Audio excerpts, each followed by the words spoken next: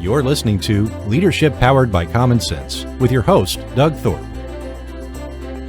Here's Doug.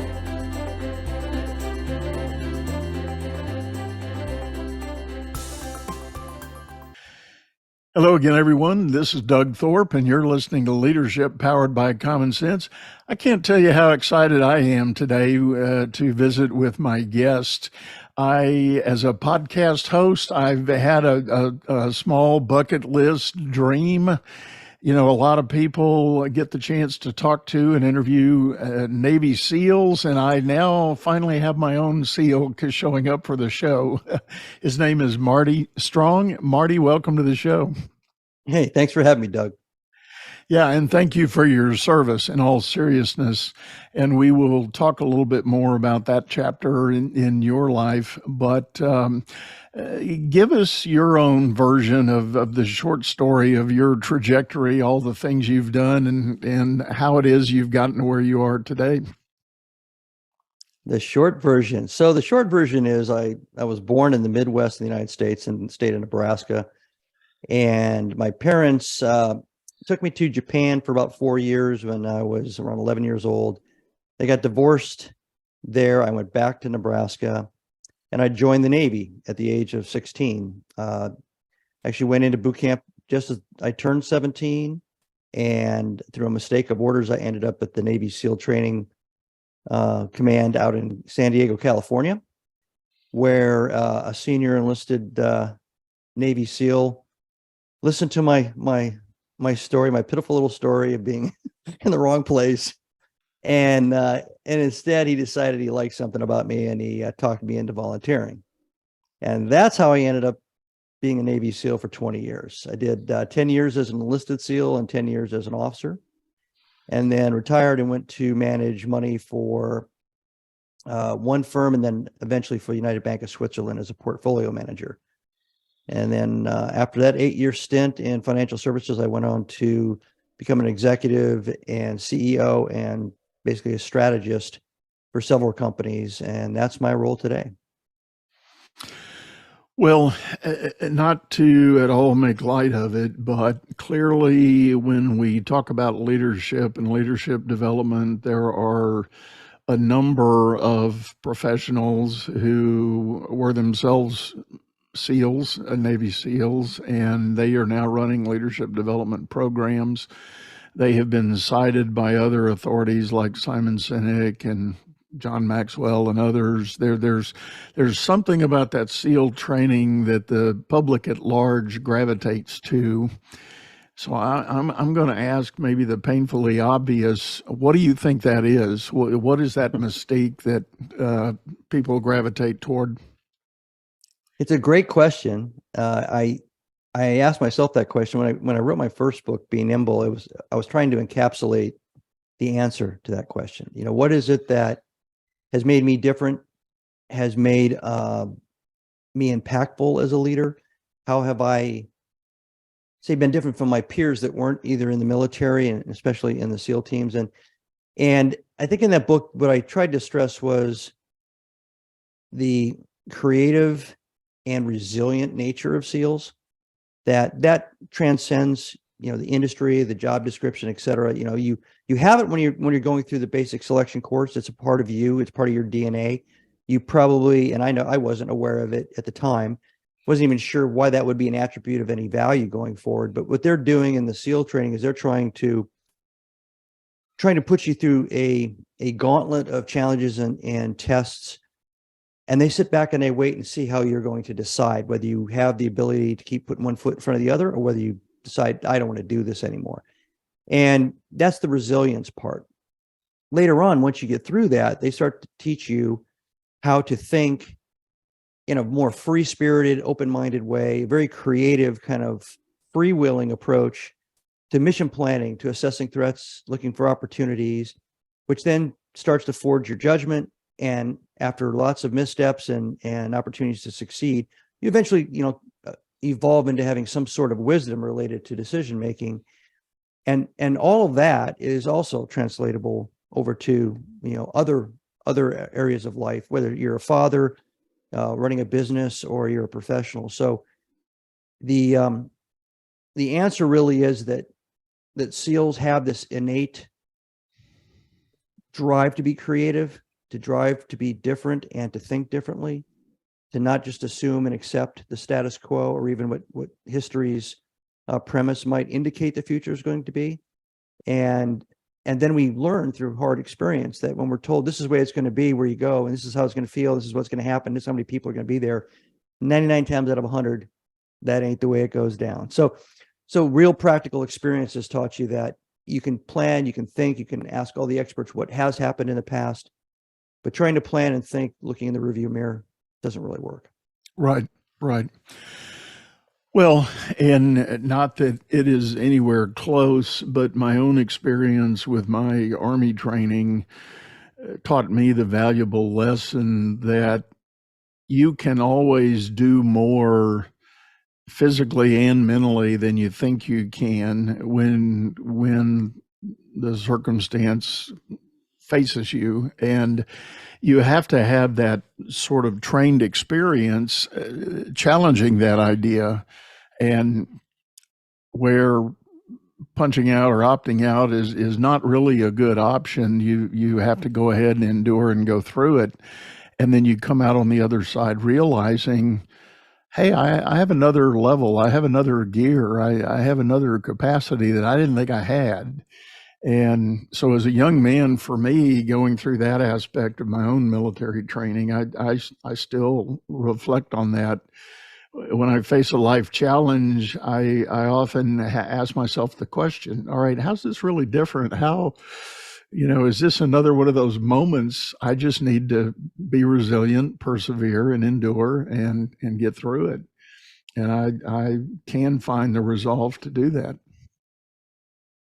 Yes, and in this interesting thing about the SEAL and most special operations units, it's a volunteer organization. So at any time during the training, at any level of training, you can just raise your hand and say, I don't want to do this anymore.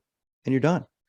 You're not being forced to do it. You're not being forced to take on the next challenge. And that's an odd thing. It's like the free will concept. You have free will in a military organization to just walk away from it.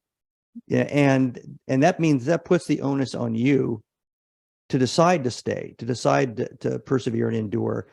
And the longer you do it, the more you know and understand how bad it can get, because anybody in any special unit for sure will tell you that whatever their selection process looked like, whatever they went through in the initial stages of their career, they were in far worse situations later on when they were actually a professional operator. I mean, several factors worse, several levels worse than what they endured. And as you said, even at the end of those experiences, you're left thinking, I could probably have taken a little bit more. Yeah.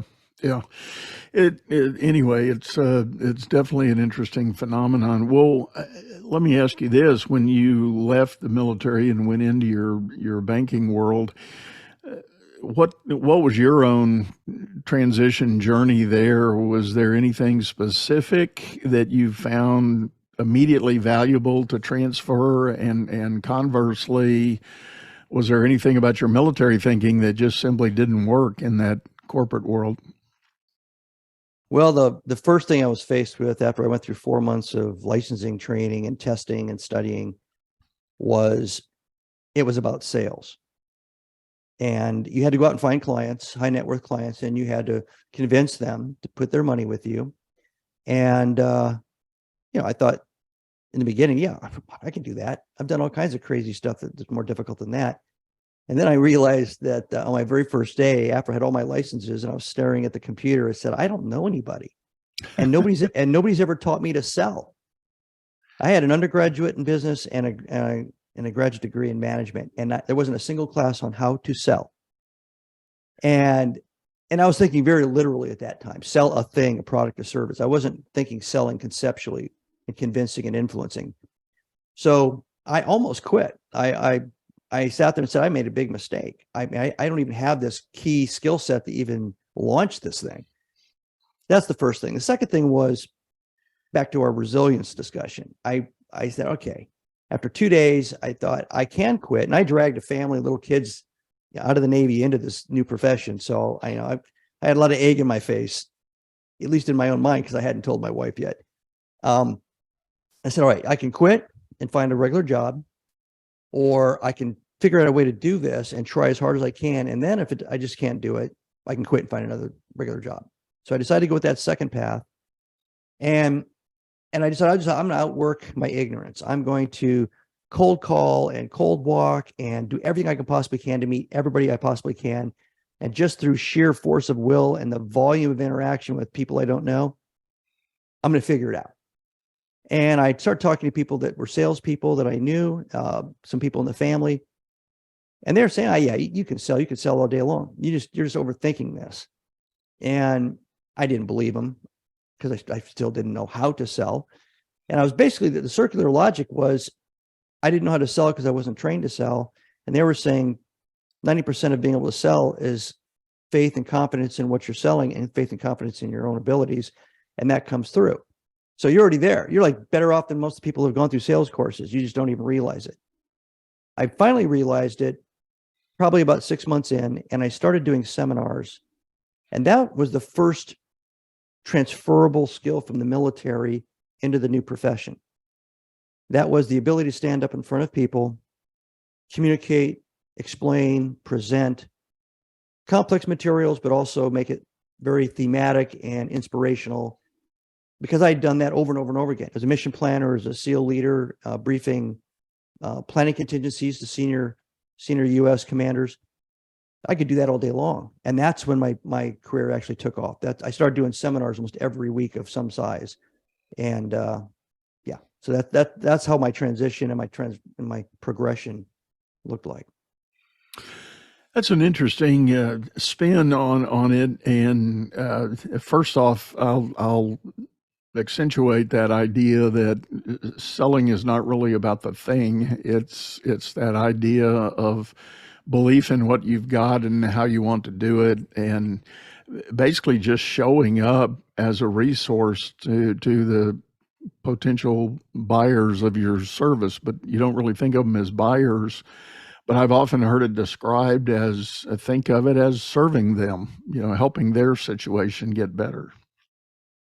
Yeah, especially in what I ended up doing for most of my career in the financial world was high net worth clients that had a lot of money, were working hard and didn't want to think about or talk about their money. They just wanted to go out and make it. And it was all about trust, but you ended up being a strategic partner, either with them, their family, or their corporate or business organization.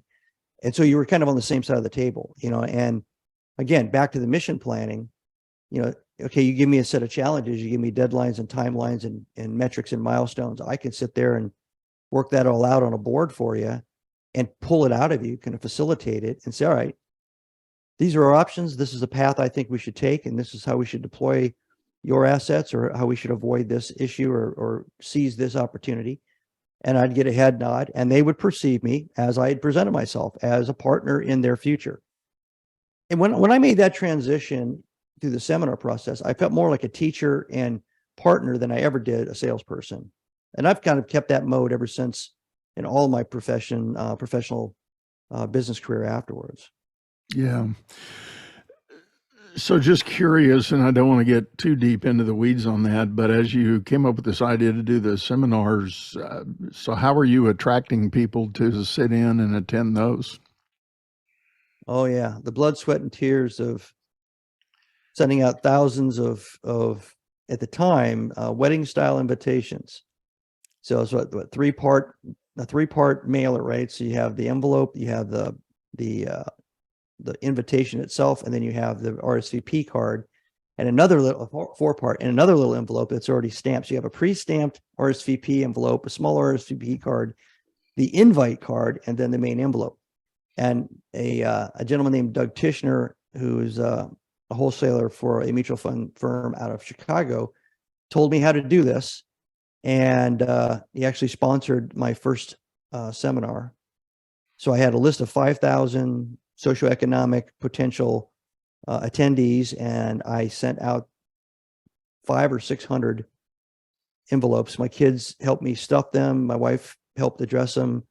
We stuck real stamps on them. We followed all of his instructions. We launched him, and then there was about a 6-touch program that he said absolutely works. So it was pre-calls, calls to the people that did RSVP.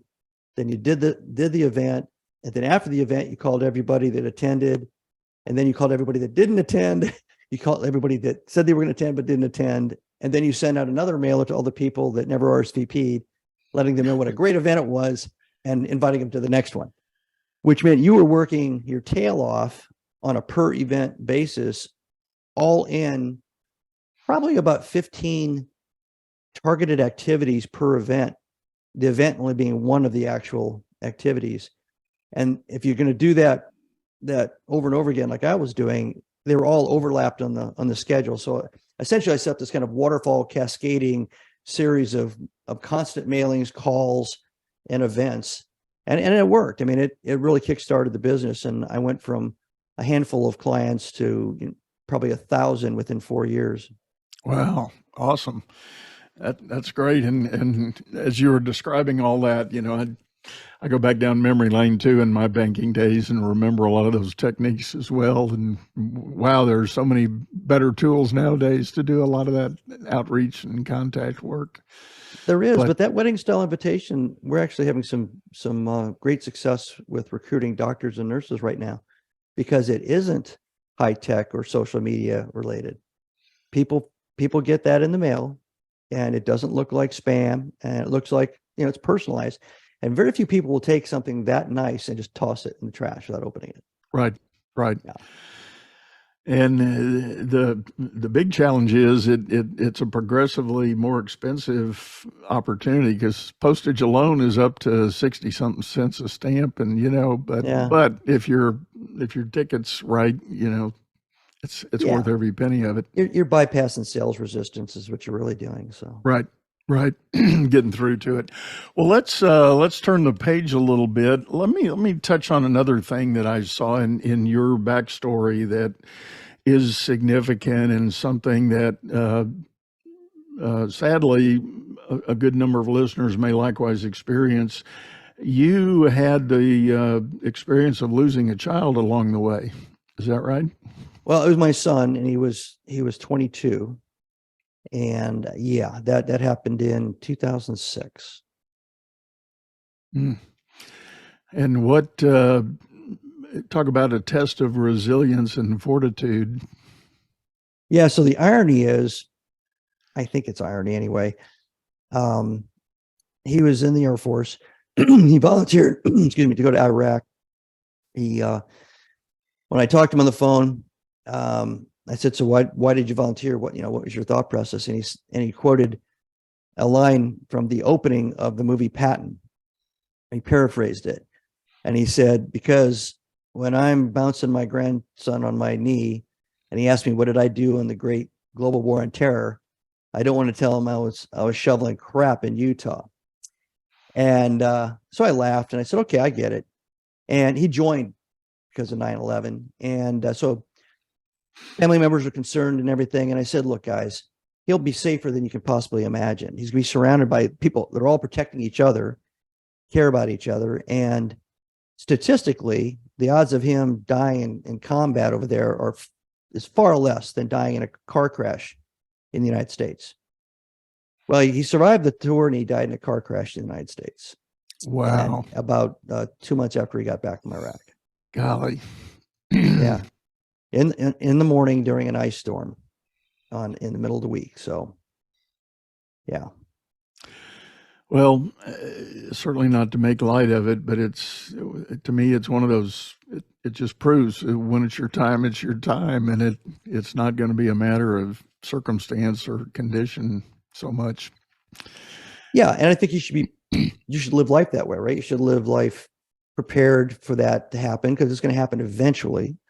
And especially in my profession, I know so many people that left this world when they were very, very young.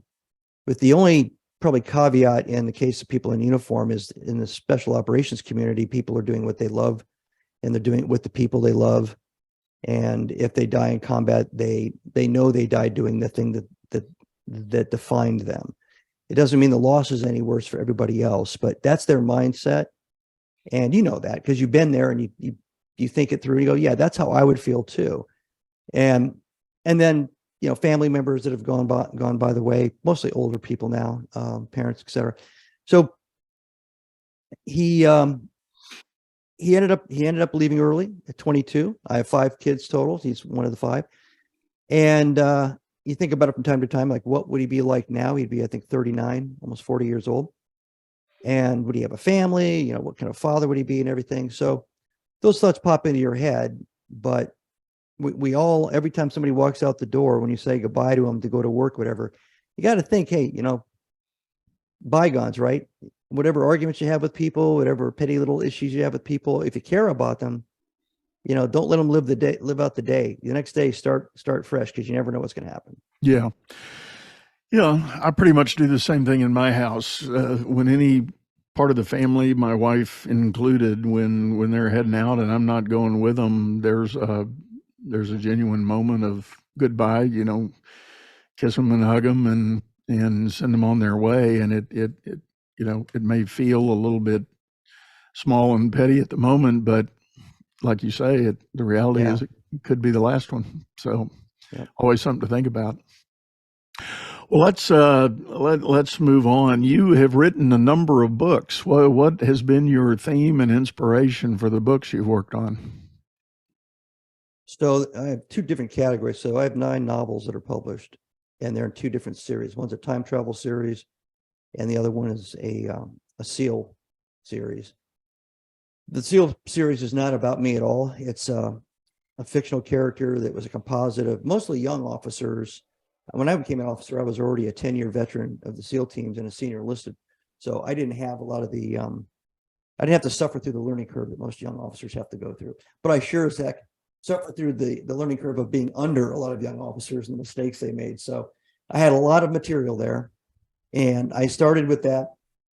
And it wasn't, in some aspects, it was cathartic in that I was able to kind of live through and live out certain aspects through that character that of a career that maybe I didn't see, or I was able to accentuate and amplify elements of being a SEAL that most people wouldn't be aware of, even in the movies and things. You know, movies and TV shows tend to be kind of 2-dimensional. It's very difficult to get deep into the character, and I think there's some series and media, I guess, depictions of SEALs and other special operations units. They get close sometimes, but they only have 2 hours to make it all happen. So I tried to do that in the SEAL books. In the time travel series, it's called the Time Warrior Saga. So it's all about truth and honor and brotherhood and going back in time into an era where it's swords and shields and spears. There's no firearms or whatever. So it's down to bravery, courage, individual skill, and counting on each other. Again, very much a SEAL theme, what they call the warrior ethos in the SEAL teams, or the brotherhood.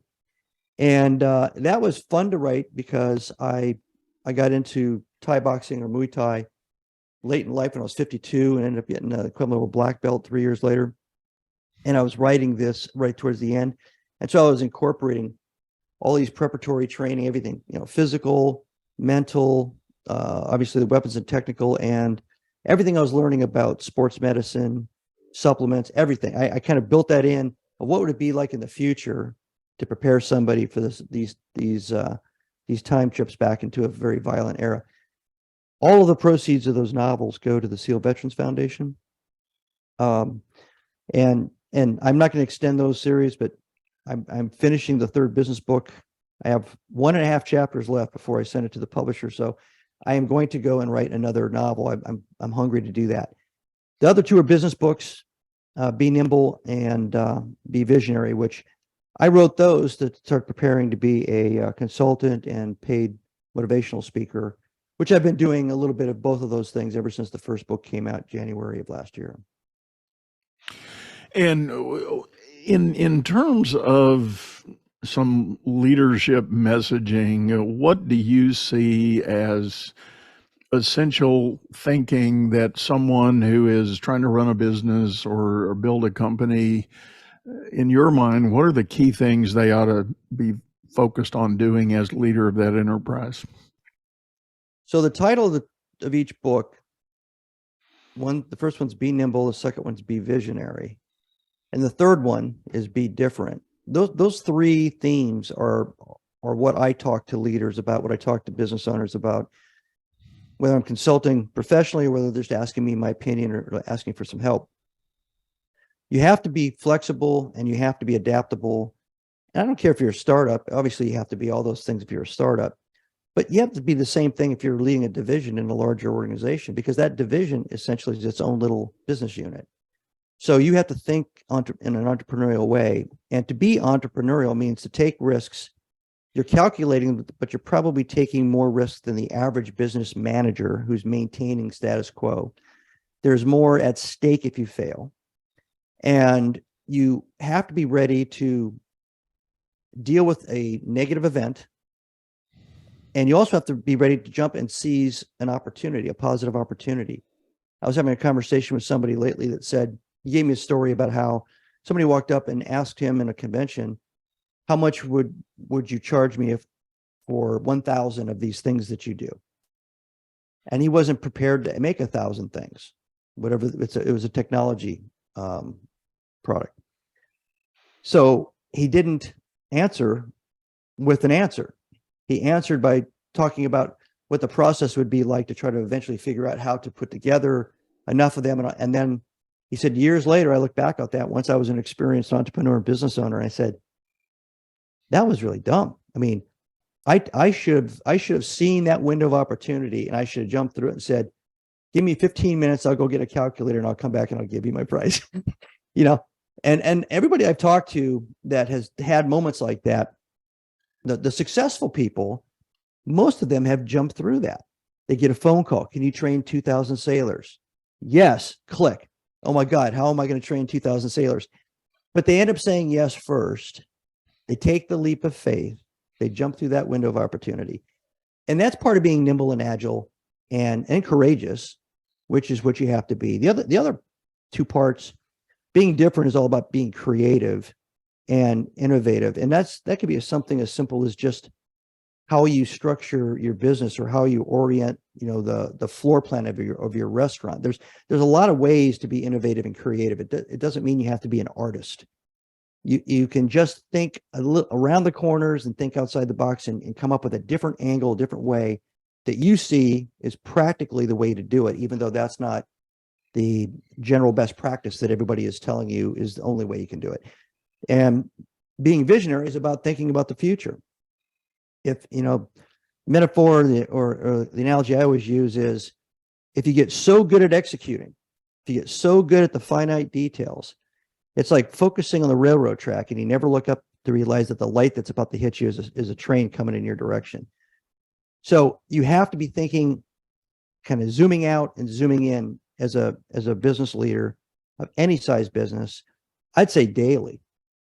Every day you have to stop for a second. I usually do it early in the morning to zoom out.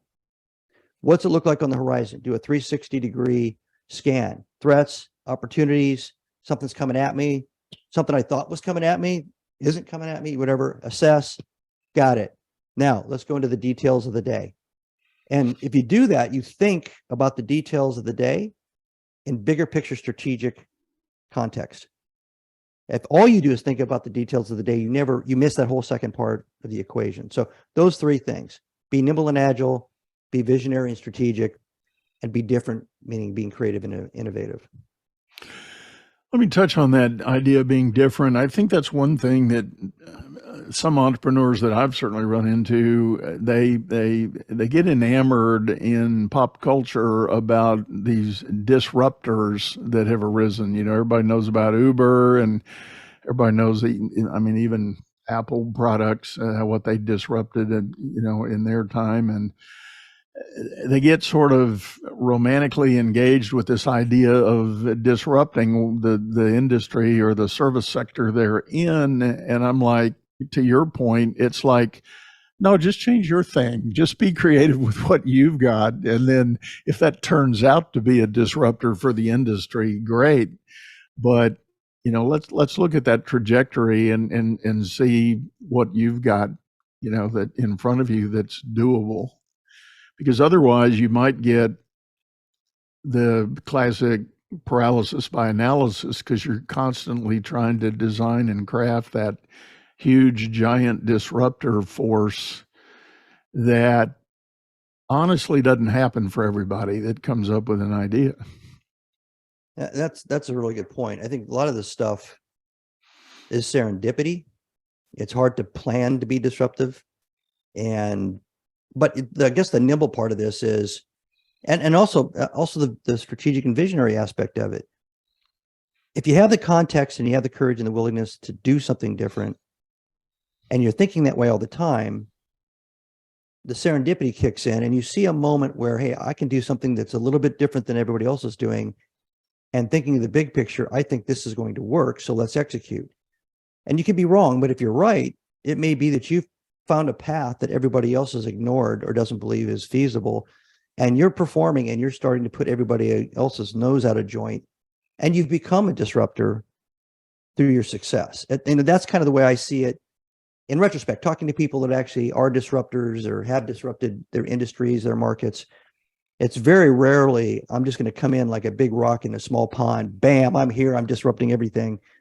It doesn't work that way. You start in a garage, and you work your way into the marketplace, and you use your brain and you use your creativity and you use your vision, and you keep your eyes open and you see things and you take action and you hold on tight, be courageous and make it happen. And it may be vanilla and status quo, but if it isn't, then okay, you're a disruptor. Right. Well, let me ask you this. As you travel your speaking circuit and doing the consulting work you do, what are some of the themes that you're hearing from business leaders today? Post-pandemic, what are the struggles that they're talking about? I guess the one that resonates the most, and I've got about 5 speaking programs.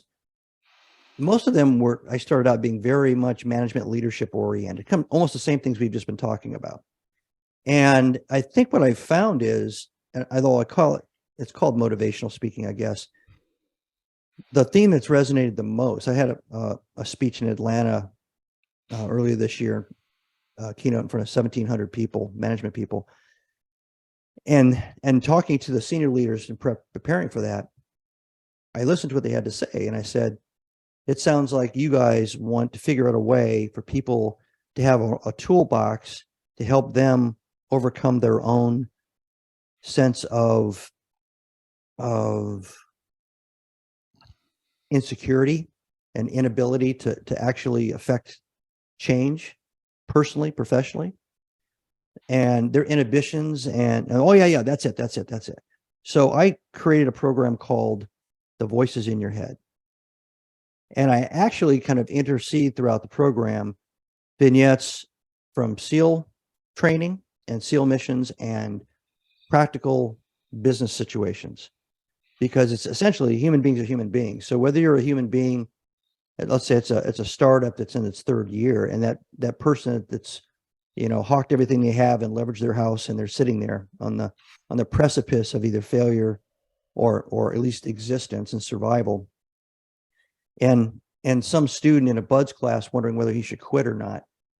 What's happening is they're listening, they're taking counsel of these voices in their mind that are coming up with every reason why they can't go forward, every reason why they aren't going to be successful. So essentially my theme is you have to be the one narrative voice in your own mind. You have to decide, I'm not listening to all this, and all you voices can just go away. And what I'm going to do is I'm going to make a determined stand, and I'm going to decide what I'm going to do, and I'm going to do it. And this is a little bit different than just doing affirmations every day. Affirmations are things somebody else wrote for you. This is about a very personal decision to accept the situation, to decide how you fit in that situation, decide what your objectives are related to that situation, and then execute. Doesn't mean you're inoculated from it. I have the voices in my head even to this day for different reasons. And I have to stop and say, okay, what am I doing here? And deal with them. And I gave that presentation, and I was surprised, but I was very happy that, I had so many people come up to me during and after on social media telling me that I really struck a chord, that it really resonated, that I gave them something that they could personally do immediately, like right after the presentation. They could start exercising and practicing what I laid out, and that they aren't weak and they aren't, abnormal, and they aren't a subpar professional for having those thoughts in their mind. They're human, and even Navy SEALs have those same thoughts. So, that's the biggest one that I've seen lately. I don't know if it's about, say, the pandemic or anything. It might just be a general, I guess, posturing of the human race. We all take counsel of our fears, and but yeah, that's the one that's resonating. Yeah. Well, a couple of years ago, kind of in the height of the pandemic, I was introduced to a term I hadn't heard before, but it came from one of my European colleagues. And then when I researched it, it turns out it was a U.S. Department of Defense term from the early 80s. It's called VUCA, and it's an acronym that stands for volatile, uncertain, complex, and ambiguous. And the point of the message when I learned it was we were talking about the current modern business world and everything that was going on.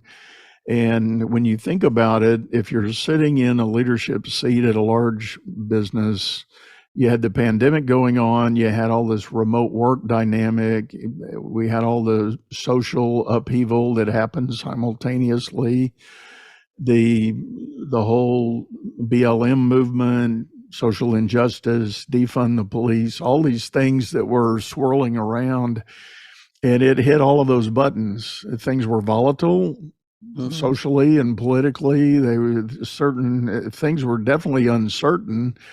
For a long time, none of us knew what COVID really was. Was it the mysterious Black Death or whatever?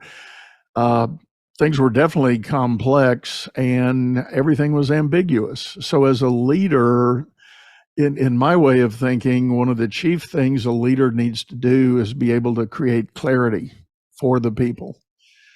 Give them a clear sense of where we're going, what we need to do next, what does a win look like, that whole idea of clarity. And when you're living in a VUCA world, how do you find clarity? How do you define clarity? And in the clients I worked with over the last couple of years, I think that challenge alone of trying to cut through the clutter, cut through the noise, get back to that simple sense of clarity and focus has been a huge and sometimes almost mind-numbing challenge. Yeah, I mean, I was a CEO. I'm a CEO. I had about 1,000 employees across 4 different companies during this whole COVID period, and I didn't feel like I was that unstable for most of the period until September of 21, when our president ordered that all healthcare workers and all government contractors were mandated by federal law to get the vaccine.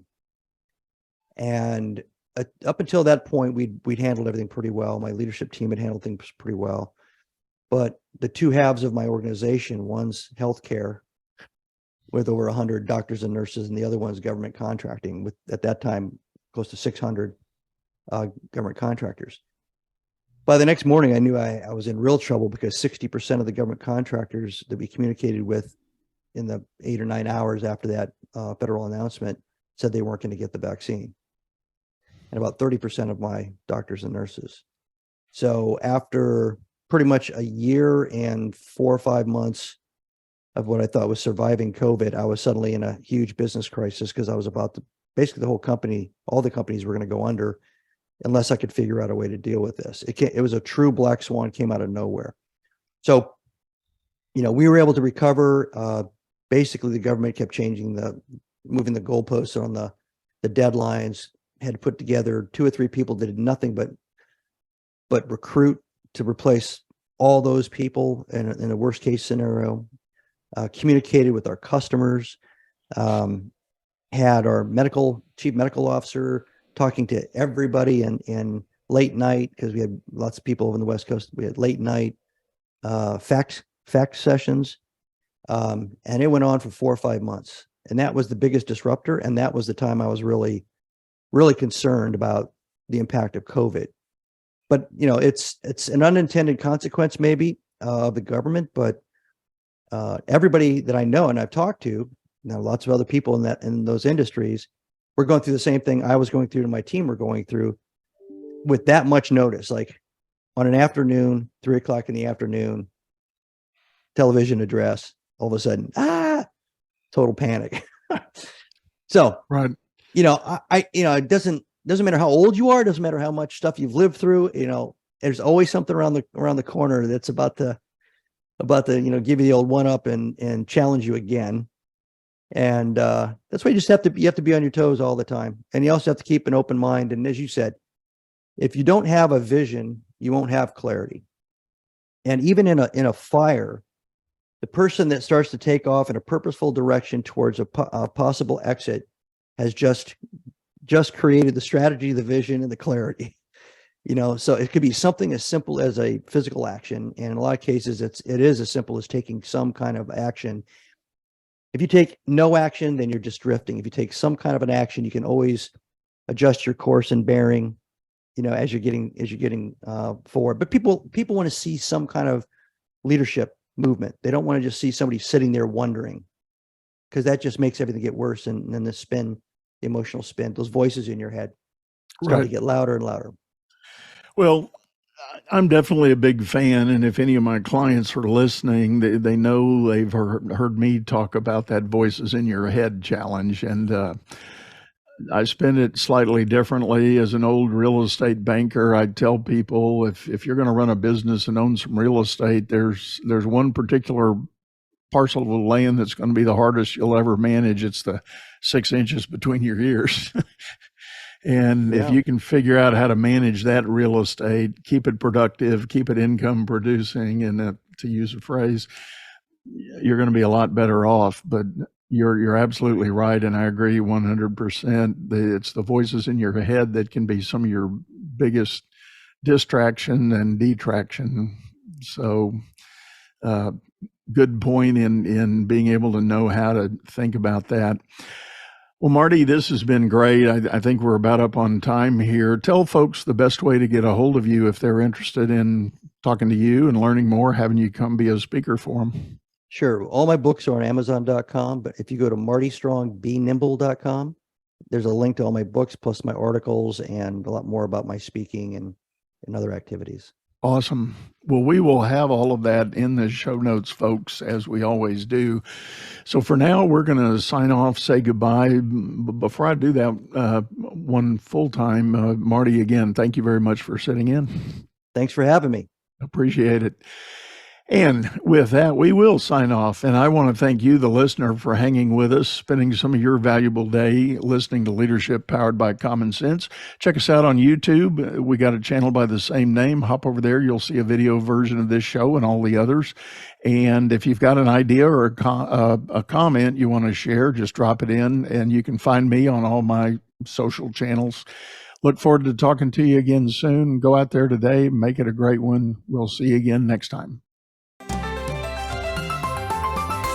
You've been listening to Leadership Powered by Common Sense, hosted by Doug Thorpe.